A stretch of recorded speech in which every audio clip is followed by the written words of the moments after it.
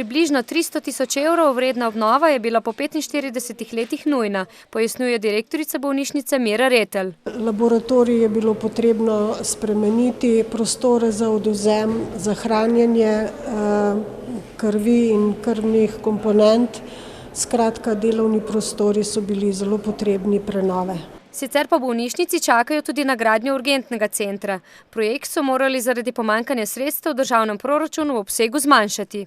V okviru urgentnih centrov po Sloveniji, ki jih financira Evropska unija v višini 35 milijonov za 10 urgentnih centrov, je naša bolnišnica udeležena z 3,5 milijona evropskih sredstev.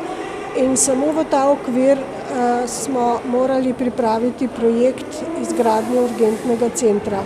Tako zdaj izdelujejo idejno zasnoven investicijski program, potrebna pa bo tudi sprememba prostorskega dokumenta. Za spremembo prostorskega akta smo že začeli sodelovati z mestno občino Novo mesto in računamo, da bi po hitrem postopku oziroma skrajšanem postopku morali spremeniti zazidalni načrt z umestitvijo tega novega urgentnega centra. Retljeva upa, da bodo do konca leta pridobili gradbeno dovoljenje in začeli dela prihodnje leto.